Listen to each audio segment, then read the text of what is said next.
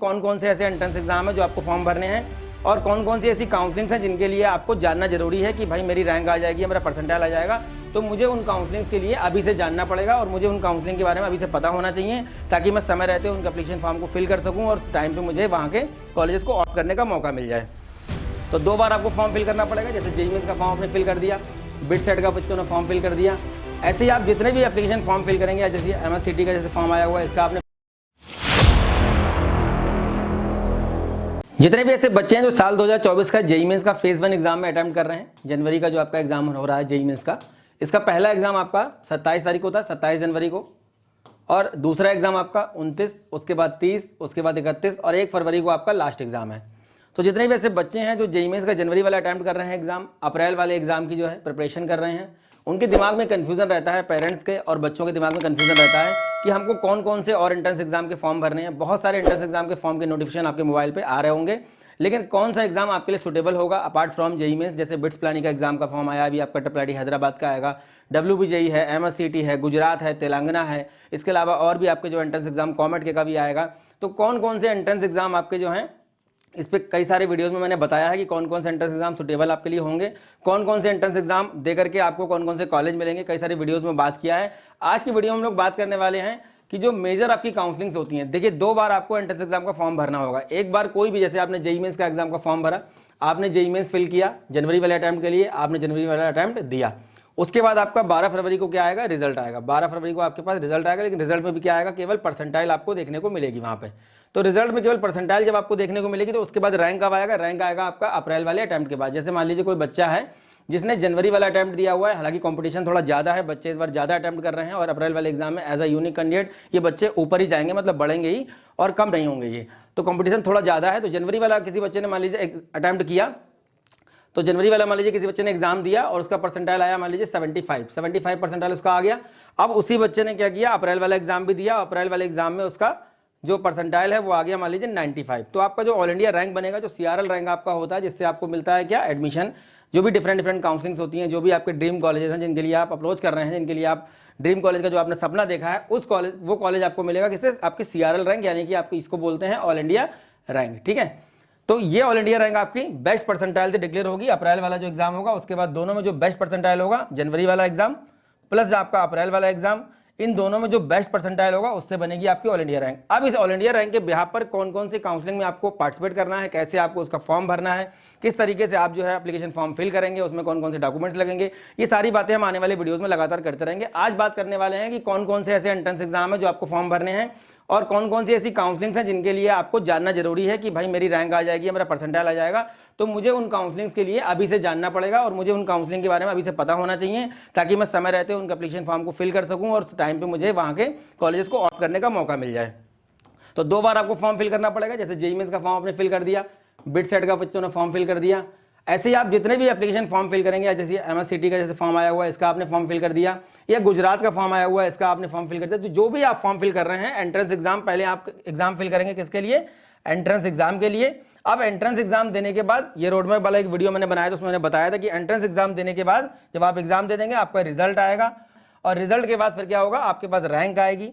Rank आने के बाद फिर से आपको एक एप्लीकेशन फॉर्म फिल करना होगा। एप्लीकेशन फॉर्म फिल करना किसके लिए करना होगा, वो काउंसलिंग के लिए करना होगा। तो कौन कौन सी ऐसी काउंसलिंग्स हैं, कौन कौन से एंट्रेंस एग्जाम होते हैं जिनके लिए काउंसलिंग अलग से होती है, कौन कौन सी ऐसी काउंसलिंग्स हैं जो जेईई मेंस की रैंक को एक्सेप्ट करते हैं, ये आज की वीडियो में बात करने वाले हैं। चैनल को सब्सक्राइब कर लीजिए, वीडियो को लाइक करिए, अपने दोस्तों को शेयर करिए, जिससे कि आने वाले वीडियो लगातार आपको मिलते रहें। तो बात कर लेते हैं कौन कौन सी हमारी काउंसलिंग्स हैं, मेजर काउंसलिंग्स कौन कौन सी हमारी हैं वो देख लेते हैं हम लोग, और अदर काउंसलिंग कौन कौन सी होती हैं। ये हमारी काउंसलिंग्स हैं। Most of the student participate in these counsellings. बहुत सारे बच्चे ऐसे हैं जो जेईई मेंस का एग्जाम दे रहे हैं, जैसे 12-13 लाख बच्चा जो भी एग्जाम दे रहा है, या अप्रैल वाले अटेम्प्ट में 14 लाख 14.5 लाख जो भी बच्चा एग्जाम देगा, तो जितने बच्चों के पास भी रैंक आती है, सबसे पहला कंफ्यूजन क्या रहता है बच्चों के दिमाग में कि जिन बच्चों का कट ऑफ क्वालिफाई नहीं होता, जैसे मान लीजिए कट ऑफ पिछले साल 90 पॉइंट समथिंग ये गया था, ये कट ऑफ था। अब इस बार जो भी कट ऑफ आपका जा रहा है, ये कट ऑफ किसके लिए होता है, ये होता है आपका एडवांस के एग्जाम में अटेम्प्ट करने के लिए। कई सारे वीडियोस में बताया, कई सारे आर्टिकल आपको इस पर मिल जाएंगे और बहुत सारे आपको यूट्यूब चैनल पर वीडियो मिल जाएंगे इसके, कि ये कट ऑफ आपका काउंसलिंग के लिए नहीं होता है। जो भी आपका कट ऑफ होता है, कट ऑफ का मतलब क्या होता है, बच्चे कट ऑफ को गलत नजरिए से देख लेते हैं, पेरेंट्स भी डर जाते हैं कि बच्चा हमारा क्वालिफाई नहीं है। 10 में से 8 फोन ऐसे आते हैं जो पेरेंट्स ये बोलते हैं कि बच्चा हमारा क्वालिफाई नहीं है। अब क्वालिफाई नहीं है किस चीज के लिए, क्वालिफाई वो नहीं है एडवांस के एग्जाम में बैठने के लिए। आपके रिजल्ट में कहीं भी ऐसा नहीं लिखा होता है कि आप काउंसलिंग में पार्टिसिपेट नहीं कर सकते या फिर आप अपने ड्रीम कॉलेज तक नहीं पहुंच सकते। उसके लिए आपको सही जानकारी की जरूरत है, सही रोड मैप की जरूरत है, और वो सही जानकारी और सही रोड मैप हम अपने चैनल के माध्यम से लगातार आपको प्रोवाइड करते रहेंगे, आगे भी प्रोवाइड करते रहेंगे। और हर काउंसलिंग के ऊपर जितनी भी काउंसलिंग हम लोग बात करने वाले हैं, हर काउंसलिंग का इंडिविजुअल वीडियो लगातार आपको अब रिजल्ट के बाद मिलता रहेगा। डिटेल में वीडियो मिलेंगे, डिटेल में पीडीएफ मिल जाएंगे। ये जैसे आप देख रहे हैं यहाँ पे मेजर काउंसलिंग्स, ये वो मेजर काउंसलिंग्स हैं जिसमें मोस्ट ऑफ द कैंडिडेट जो है पार्टिसिपेट करते हैं। किसी बच्चे के पास रैंक आया, वो क्वालिफाई है या नहीं है उससे मतलब नहीं है। अगर वो क्वालिफाई हो जाएगा तो एडवांस का पेपर दे करके आईआईटी की रैंक निकालेगा जेई की, और उसको उस रैंक पे अगर अच्छा रैंक उसका आएगा तो उसको आईआईटी मिल जाएगा। लेकिन अगर वो क्वालिफाई नहीं है, उसके पास जेई मेंस का कोई भी रैंक है, सपोज जैसे मान लीजिए किसी बच्चे का 2 लाख रैंक है, या किसी बच्चे का मान लीजिए 1.5 लाख रैंक है, 90% है, 85% आ रहा है, 70% आ रहा है, 3-3, 4-4 लाख रैंक तक के बच्चों को आईपीयू दिल्ली की काउंसलिंग में आराम से कॉलेज मिल जाते हैं, यूपी टैग में आराम से कॉलेज मिल जाते हैं। तो ये मेजर काउंसलिंग इसलिए यहाँ पे लिखा हुआ है क्योंकि यहाँ पे आपको ऑप्शंस बहुत सारे मिल जाते हैं। काउंसलिंग्स और भी होती हैं, आगे और कौन कौन सी काउंसलिंग्स होती हैं उनकी भी बात करेंगे। ये है मेजर काउंसलिंग्स। मेरे हिसाब से इन काउंसलिंग में बच्चे को पार्टिसिपेट करना चाहिए, और मोस्ट ऑफ द कैंडिडेट इसमें पार्टिसिपेट करते भी हैं। क्यों करते हैं वो बता देते हैं आपको हम। देखिए, ये होती है आपकी जोसा काउंसलिंग। अगर आप जनरल कैटेगरी से हैं और आपका रैंक 50,000 के आसपास आ रहा है, तो आपका ये सेफ स्कोर है आपको जोसा काउंसलिंग में पार्टिसिपेट करने के लिए। ऐसा पार्टिसिपेट करने के लिए कोई पर्टिकुलर यहाँ पे रैंक नहीं है, पार्टिसिपेट कोई भी कर सकता है। इसमें पार्टिसिपेट कोई भी कर सकता है, कोई भी यहाँ पे चॉइस फिलिंग कर सकता है, इसका कोई पैसा नहीं लगता है। इसमें फ्री ऑफ कॉस्ट काउंसलिंग होती है, और इससे आपको क्या मिलते हैं, आईआईटीज मिलते हैं अगर आपके पास एडवांस का रैंक है, एनआईटीज मिलते हैं, उसके बाद ट्रिपल आईटीज मिलते हैं, उसके बाद आपके मिलते हैं जीएफटीआई। तो जीएफटीआई में अगर आप जाना चाहते हैं तो जीएफटीआई में कुछ जीएफटीआई हटा दें हम, पंजाब इंजीनियरिंग कॉलेज हो गया, बिट्स मैसरा हो गया, triple IT near Raipur Bhubaneswar, इनको अगर हम हटा दें, JNU Delhi, university of Hyderabad को हटा दें, तो इसके अलावा जितने भी जीएफटीआई हैं वो आराम से आपको मिल जाएंगे। 1.5 लाख 2 लाख आराम से रैंक पे मिल जाते हैं। माता वैष्णो देवी है, उसके बाद जीजू बिलासपुर है, उसके बाद मिजोरम है, तेजपुर है, और भी जेके अप्लाइड फिजिक्स इलाहाबाद है, ऐसे जीएफटीआई हैं। तो टोटल कितने कॉलेज हैं यहाँ पे, 119 कॉलेज हैं आपके जोसा काउंसलिंग में, जिनके लिए जेईई मेंस का एग्जाम, अगर सीधे शब्दों में कहें तो इसके लिए जेईई मेंस का एग्जाम कंडक्ट होता है। इन 119 कॉलेज के लिए ये जेईई मेंस का एग्जाम कंडक्ट होता है। तो इस काउंसलिंग में पार्टिसिपेट करना बच्चों का फंडामेंटल राइट है। लेकिन 50,000 रैंक सेफ स्कोर है कि इस पे आपको एनआईटीज ट्रिपल आईटीज मिल ही जाएंगे अगर आप जनरल से हैं। एससी एसटी वालों को आराम से 1.5-2 लाख रैंक तक, और जो फिजिकल हैंडीकैप के बच्चे हैं उनको 4-5 लाख रैंक तक कॉलेजेस मिल जाते हैं। ये जब डिटेल में बात करेंगे जोसा काउंसलिंग में तो बताएंगे कि क्या क्या कट ऑफ रहे हैं प्रीवियस ईयर में, डिफरेंट आपकी जो कैटेगरी हैं, जो रिजर्वेशन है, उसके ऊपर हम लोग बात करेंगे। उसके बाद आपका इससे जो सीटें बच जाती हैं, जब ये काउंसलिंग हो जाएगी, कितने राउंड होंगे इसके, 6 राउंड होंगे। सीटें बच जाएंगी, जब सीट बचेंगी आपकी तो आपका C7 राउंड होगा। यहाँ पे आपके आईआईटीज हट जाते हैं, एनआईटीज रहते हैं, ट्रिपल आईटीज रहते हैं, जीएफटीज रहते हैं। तो यहाँ पे भी जैकपॉट लग जाता है और आराम से बच्चों को, जनरल वाले बच्चों को लगभग 1 लाख रैंक तक एनआईटीज में, मैं ब्रांच की बात नहीं कर रहा हूँ, बच्चे बोलेंगे सर सीएस नहीं मिलती है, मैं ब्रांच की बात नहीं कर रहा हूँ। यहाँ पे ब्रांच वाइज भी हम लोग बात करेंगे, नेक्स्ट वीडियो में बात करेंगे ब्रांच के ऊपर कितनी नंबर ऑफ सीट्स हैं आईआईटीज में, एनआईटीज में, ट्रिपल आईटीज में, कंप्यूटर साइंस की, इलेक्ट्रॉनिक्स एंड कम्युनिकेशन की, इन्फॉर्मेशन टेक्नोलॉजी की, और उनका लास्ट एडमिशन का क्लोजिंग रैंक क्या रहता है, ये हम लोग बात करेंगे नेक्स्ट वीडियो में। अभी बात कर लेते हैं हम लोग काउंसलिंग कौन कौन सी मेजर काउंसलिंग हमारी है। देखिए, ये हो गया हमारा जोसा और सीसैप, जो कि बच्चों का फंडामेंटल राइट है। यहाँ पे आपको अमाउंट जमा करना पड़ता है, लगभग 40,000 के आसपास पहले जमा करना पड़ेगा, जिससे आपकी सीट रिजर्व हो जाए। तो ये हो गया जोसा और सीसैप। ये तो मतलब बेसिक मेजर काउंसलिंग है, जिसमें हर बच्चे को पार्टिसिपेट मेरे हिसाब से करना चाहिए। कॉलेज मिल रहा है ना मिलना वो अलग बात है, बात की बात है, इससे आपको एक आइडिया लग जाता है। और उसके बाद कुछ आपके जीएफटीआई हैं, जब ये दोनों काउंसलिंग हो जाएंगे तो जितने भी आपके जीएफटीआई 39 जीएफटीआई इस समय आपके हैं, इनके लिए अलग से भी फॉर्म आते हैं। कुछ जीएफटीआई को हटा दिया जाए जिनके मैंने नाम लिए थे, उनके अलावा जितने भी जीएफटीआई हैं सब अपना डायरेक्ट काउंसलिंग के लिए अलग से फॉर्म निकालते हैं, और वहां पे 60% पे भी बच्चों का एडमिशन हो जाता है। यहाँ पे काउंसलिंग में पार्टिसिपेट करने के लिए आपका 75 मैंडेटरी है, तभी आपको कॉलेजेस मिलेंगे। अब बात करते हैं सेकंड नंबर पे हमारा जैक दिल्ली। जैक दिल्ली में हमारे जो कॉलेज आते हैं सारे बच्चे उसको जानते हैं, डीटीयू है, एनएसयूटी है, ट्रिपल आईटी दिल्ली है, आईजीडीटीयू गर्ल्स के लिए है, और आपका दिल्ली स्किल एंटरप्रेन्योर यूनिवर्सिटी, ये हमारा नया कैंपस जोड़ा गया था 2021 में। तो ये कॉलेजेस हमको मिलते हैं किससे, जैक दिल्ली काउंसलिंग से। इसमें भी most of the candidate participate करते हैं। इसमें 85% रहता है ये आपका स्टेट काउंसलिंग है, ये आपका होम स्टेट रहता है, और 15% सीट जो है वो आपकी ऑल इंडिया कोटे के लिए है। तो इसमें भी आपका अगर रैंक की बात करें तो रैंक में आराम से बच्चों की रैंक अगर 50,000, 60,000, इवन 70,000 तक भी जा रही है। और अगर स्पोर्ट राउंड की बात करें तो 1 लाख रैंक तक बायोटेक जैसी ब्रांचेस इनके कॉलेजेस में मिल जाती हैं। उसके बाद हमारी काउंसलिंग आती है कौन सी, जैक चंडीगढ़। इनके जब भी फॉर्म आएंगे, जैसे जैसे इनके फॉर्म आते रहेंगे, मैं इन पे एक डिटेल वीडियो आपको बताऊंगा कि किस तरीके से आपको जोसा में, किस तरीके से आपको जैक दिल्ली में, किस तरीके से आपको चंडीगढ़ में, ये सब इंडिविजुअल वीडियो आपको लगातार बैक टू बैक मिलते रहेंगे। जैसे आपका जो है रिजल्ट आएगा, रिजल्ट के बाद लगातार आपको ये वीडियोस मिलेंगे और डिटेल में मिलेंगे, और इनकी पीडीएफ भी आपको अलग अलग मिल जाएगी। ये मेजर काउंसलिंग है, इसकी पीडीएफ अलग मिल जाएगी, बाकी काउंसलिंग की पीडीएफ अलग मिल जाएगी, जिससे जितने भी ऐसे बच्चे हैं जो पर्टिकुलर किसी काउंसलिंग में पार्टिसिपेट करना चाहते हैं, उनको वो उतना ही पीडीएफ उसको डाउनलोड कर लें और उनको ज़्यादा चीज़ें देखने की जरूरत ना पड़े। तो क्योंकि बहुत सारी इन्फॉर्मेशन ढूंढने में टाइम खराब होता है, तो टाइम नहीं खराब होगा। ये काउंसलिंग, ये जो काउंसलिंग की पीडीएफ है ये आपको अलग अलग मिल जाएंगे। उसके बाद हमारा चंडीगढ़, देखिए चंडीगढ़ में क्या आता है, हमारा यूआईटी चंडीगढ़ है, यूआईटी होशियारपुर है, डॉक्टर एस एस भटनागर है और सीसीडी चंडीगढ़, एक यहाँ पे आर्किटेक्चर का भी कॉलेज है, सीसीएडी बोलते हैं उसको। तो ये हमारे 4-5 कॉलेजेस के लिए चंडीगढ़ की काउंसलिंग होती है। इसमें भी मैक्सिमम बच्चा पार्टिसिपेट करता है और उनका टारगेट रहता है कि हमको यूआईटी चंडीगढ़ या डॉक्टर एस एस भटनागर मिल जाए, क्योंकि डॉक्टर एस एस भटनागर की खासियत ये है कि यहाँ पे फीस बहुत कम है। केमिकल इंजीनियरिंग का बेस्ट कॉलेज माना जाता है आईसीटी मुंबई के बाद, और एवरेज पैकेज 5 से 7 लाख के बीच में रहता है, जो बच्चे बहुत सारे पास आउट वहां से हुए बताते रहते हैं। और यहाँ की जो फीस है वो कितनी है, 18,000 ये आपकी पर ईयर फीस रहती है। उसके बाद हमारी काउंसलिंग आती है एमपीडीटी की। एमपीडीटी में, इन काउंसलिंग में हमें कॉलेजेस के ऑप्शन बहुत ज्यादा नहीं मिलते, लेकिन जितने भी कॉलेज है वो बेस्ट हैं, ड्रीम कॉलेजेस बच्चों के माने जाते हैं, क्रीमी लेयर कॉलेज है, उनको टियर 1 कॉलेज भी आप बोल सकते हो। इस काउंसलिंग में जो कॉलेज है उनको आप टियर 1 बोल सकते हो, इस काउंसलिंग के कॉलेज को आप टियर 2 बोल सकते हो। उसके बाद आता है आपका एमपीडीटी। तो एमपीडीटी में क्या होता है, हमारा एसजीएसआईटी इंदौर है, जबलपुर इंजीनियरिंग कॉलेज है, माधवराव सिंधिया है, डीएवी भी आपका जो है इंदौर है, एनसीटी भोपाल है। इस टाइप के हमारे जो कॉलेज हैं प्राइवेट गवर्नमेंट इसमें पार्टिसिपेट करते हैं। तो इस काउंसलिंग में भी काफी सारे कॉलेज आपको मिल जाते हैं, गवर्नमेंट में भी बहुत सारे कॉलेज हैं, प्राइवेट में भी बहुत सारे कॉलेज हैं। सिस्टम वही रहता है, 85% होम स्टेट, 15% आपका अदर स्टेट। उसके बाद हमारी आती है आईपीयू दिल्ली। ये एक ऐसी काउंसलिंग है जिसमें हमको बहुत सारे ऑप्शन मिल जाते हैं। इसमें हमारा एक यूएसआईसीटी करके कॉलेज है, ये गवर्नमेंट है। यूएसएआर ये ऑटोमेशन रिसर्च का कॉलेज है, ये भी गवर्नमेंट है, इसी का कॉलेज है, ये नया खुला था 2021 में। उसके बाद हमारा क्या कौन कौन से कॉलेज है, महाराजा अग्रसेन है, महाराजा सूरजमल है, जीटीबीआईटी है, भगवान परशुराम है, डॉक्टर अखिलेश दास गुप्ता है। इस टाइप के हमारे कॉलेज हैं और बहुत सारे अच्छे कॉलेज यहाँ पे माने जाते हैं। लगभग 3 से 4 लाख रैंक तक बच्चों को स्पॉट राउंड में आराम से मिल जाते हैं। अगर आप प्रॉपर गाइडेंस के साथ काउंसलिंग करते हैं तो आईपीयू काउंसलिंग दिल्ली वाले बच्चों के लिए, बल्कि ऑल इंडिया के जो अदर स्टेट के बच्चे हैं उनके लिए बहुत अच्छी साबित हो सकती है।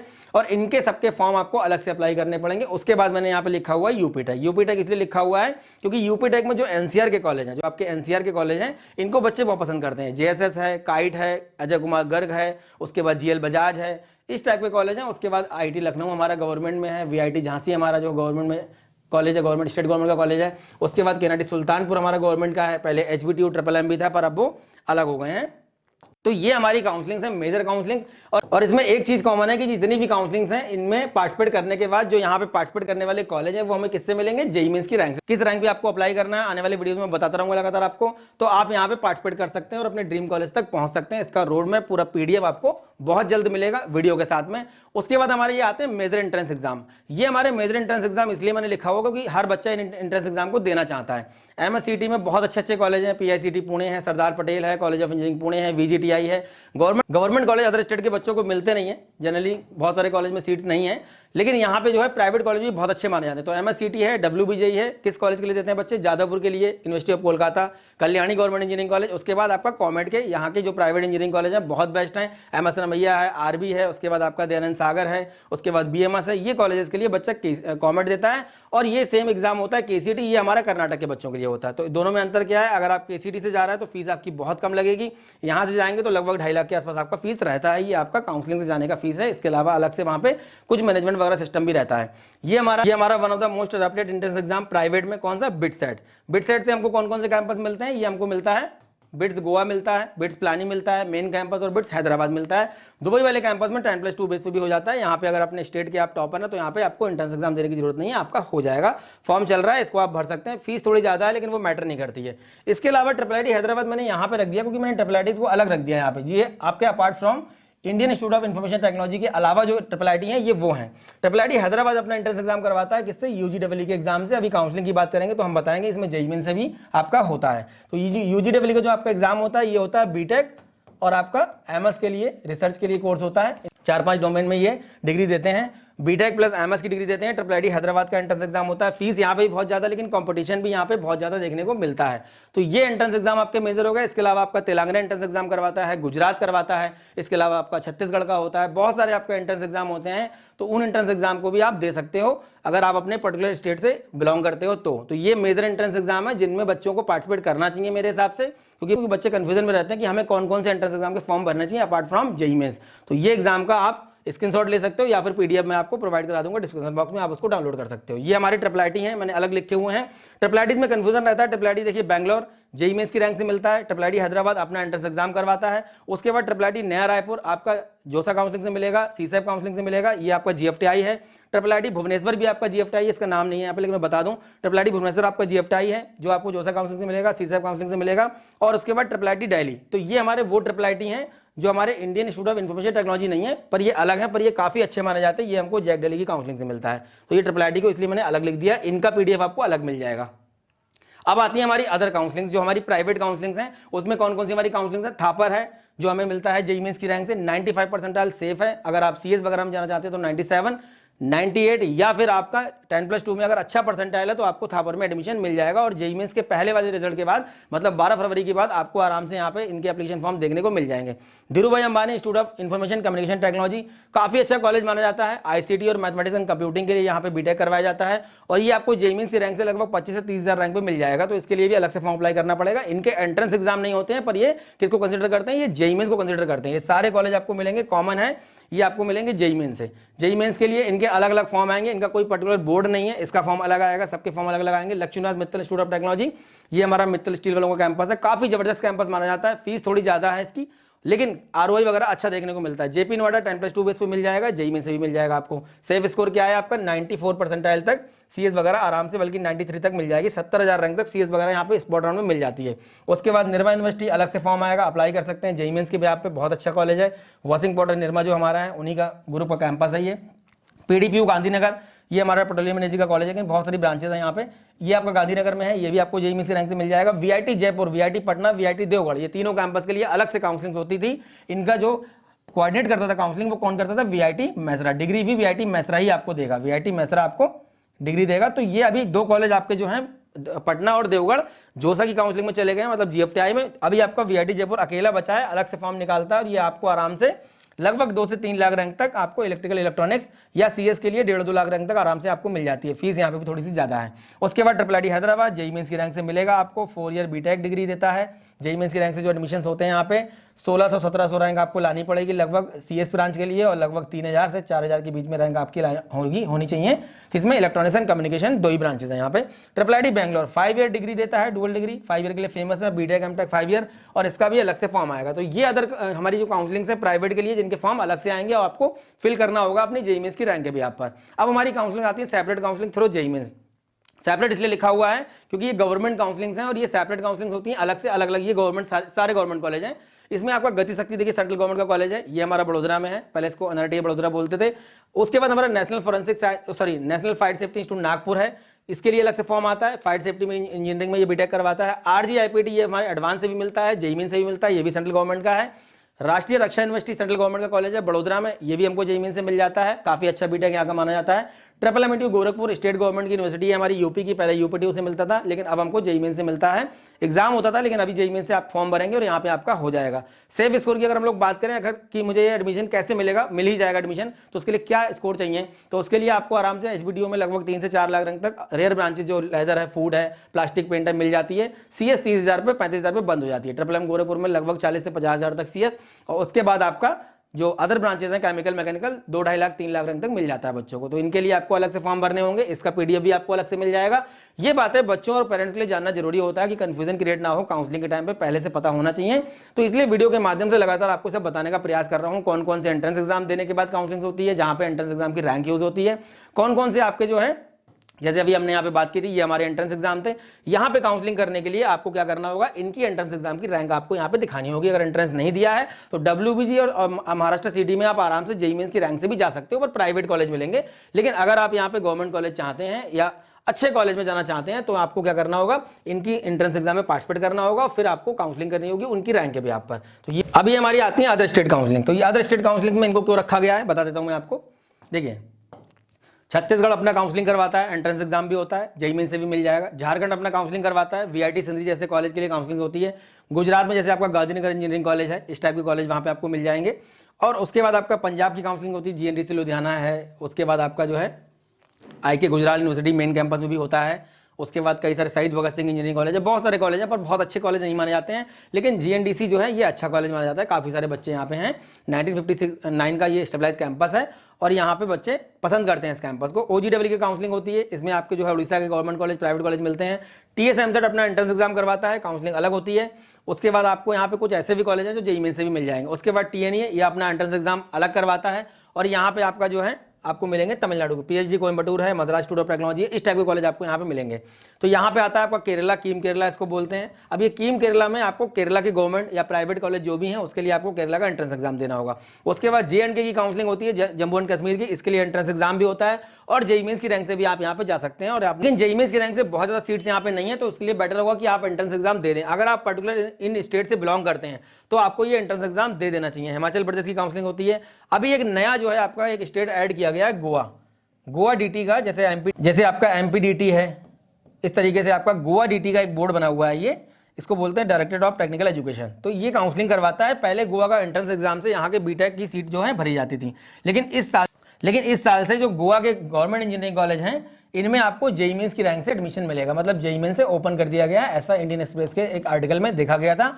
तो ये आपको गोवा का एक नया ऐड किया गया, गोवा के गवर्नमेंट कॉलेज, प्राइवेट कॉलेज जो भी वहां पे हैं वो आपको जेईई मेंस की रैंक से मिल जाएंगे। तो यहाँ पे आपका उत्तराखंड काउंसलिंग है, रीप राजस्थान है, झारखंड है, HSTS हरियाणा जो है इसको काफी अच्छी काउंसलिंग माना जाता है, क्योंकि यहाँ पे जो है कॉलेज है YMCA फरीदाबाद।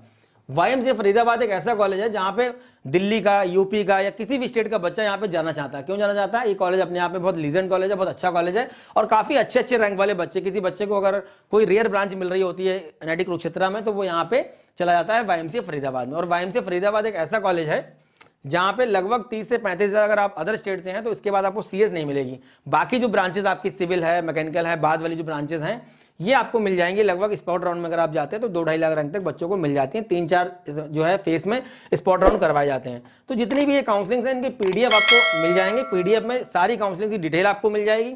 उस डिटेल में पर्टिकुलर किसी काउंसलिंग में कौन सा एंट्रेंस एग्जाम हो रहा है, एंट्रेंस एग्जाम के थ्रू कितनी % सीट्स हैं, एंट्रेंस एग्जाम के थ्रू क्या क्लोजिंग रैंक रहती है। अगर वहां के कॉलेज जैसे गुजरात है तो गुजरात में अगर जेईई मेंस एडमिशन हो रहा है या फिर TMSET में हो रहा है, कहीं भी किसी भी स्टेट में जेईई मेंस के थ्रू भी अगर एडमिशन हो रहा है तो जेईई मेंस का लास्ट एडमिशन रैंक का क्या रहा है, उसकी क्लोजिंग रैंक क्या रही है, ये सारी चीजें PDF के माध्यम से आपको हम प्रोवाइड कराने का कोशिश करेंगे। उम्मीद करते हैं जितने भी ऐसे बच्चे हैं जो साल 2024 का जेईई मेंस का एग्जाम दे रहे हैं, इस वीडियो को देखने के बाद उनके जो डाउट्स हैं, क्वेरीज हैं वो रिजॉल्व हो गई होंगी। अगर कोई डाउट या क्वेरी बची हुई है तो पेरेंट्स और बच्चे मुझे मैसेज कर सकते हैं, कमेंट कर सकते हैं। अगर कोई चीज़ आपको समझ में नहीं आ रही है उसका PDF मैं आपको प्रोवाइड करा दूंगा और ये PDF आपको अलग अलग काउंसलिंग के बहुत जल्द मिल जाएंगे, जैसे ही आपका रिजल्ट आएगा उसके बाद मिल जाएंगे। तो उम्मीद करते हैं जितने भी ऐसे बच्चे हैं उनके एग्जाम अच्छे जा रहे होंगे। एग्जाम आप अच्छे से दीजिए, अप्रैल वाले एग्जाम की तैयारी करिए। काउंसलिंग रिगार्डिंग हर छोटी बड़ी अपडेट मैं लगातार अपने चैनल के माध्यम से आप तक पहुंचाने का प्रयास कर रहा हूँ, आगे भी करता रहूंगा। नेक्स्ट वीडियो मिलेंगे अच्छे टॉपिक के साथ, तब तक